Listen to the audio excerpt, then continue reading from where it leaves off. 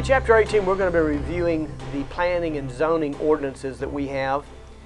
To begin with, the zoning laws that we've created today are supposed to protect the public. Zoning is a police power, and it's supposed to prevent the intrusion of undesirable uses in certain areas.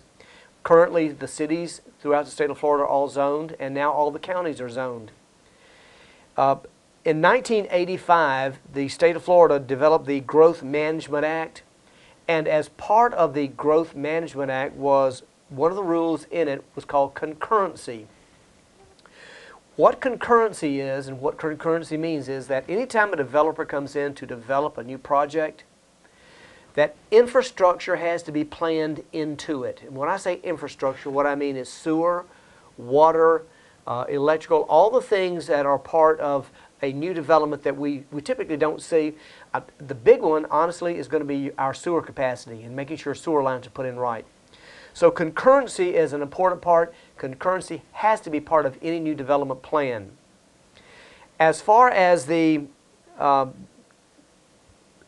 authority of the Planning Commission that every county has, the Planning Commission is in charge of subdivision plat approval, site plan approval, and believe this or not, sign control as well. Now, as far as subdivision plat approval, anytime the developer wants to come in and develop a subdivision, they've got to go to the Planning Commission and get permission for that. Now, the Planning Commission is made up of a cross-section of the entire community. They are not professionals in planning, but what they do have is a support staff that helps them make these decisions. The Planning Commission simply are advisors to our local city council and county commissioners. Regarding zoning, land use restrictions, and building codes, there are several types of zoning that we need to take a look at. To begin with, residential zoning. Residential zoning is based on density. And when I say density, what I mean is how many units per acre are you allowed to be able to use on a particular site. Commercial and industrial zoning, on the other hand, is based on intensity. And that is to say the degree of use. Traffic count plays a big role in that. Building codes and certificates of occupancy are all part of the building process. And just remember that you're not going to be able to get a certificate of occupancy to move in until a building is substantially complete. It doesn't have to be fully complete, but it does have to be substantially complete. Now, not all zoning appears to be the right zoning for everybody. And if you want to appeal your current zoning, you certainly have that right. And there are two types of methods that you can use, and you really need to be familiar with these two methods. One is a special exception and the other is variance. So let's do the variance first.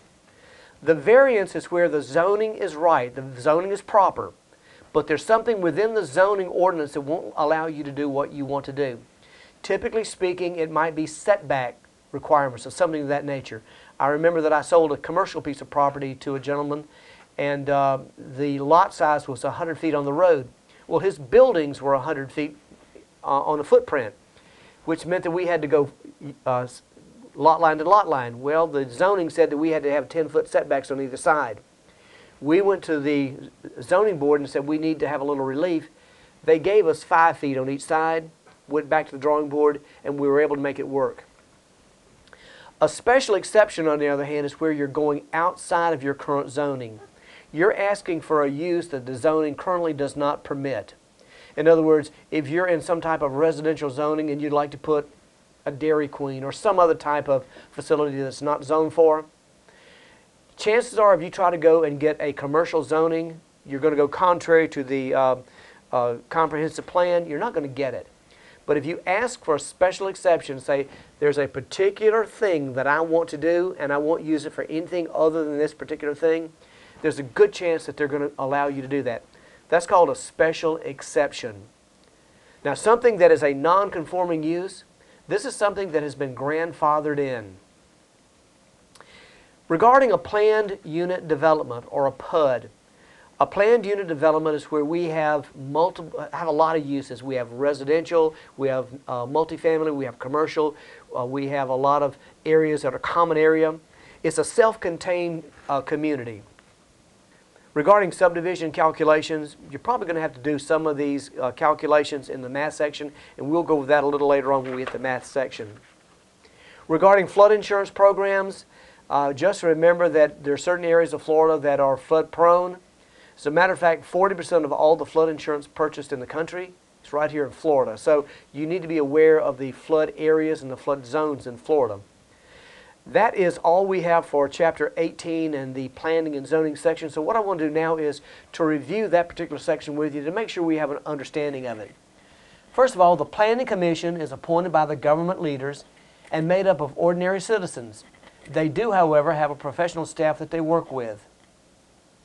Residential zoning is based on density. Commercial zoning is based on intensity. A variance is a relief in zoning. In other words, it's zoned properly, you just need some relief. A special exception is really new zoning for a specific and special use. A planned unit development, or a PUD, incorporates commercial, residential, and other mixed uses. The certificate of occupancy is when a property is substantially complete. And that's the end of our Chapter 18 review.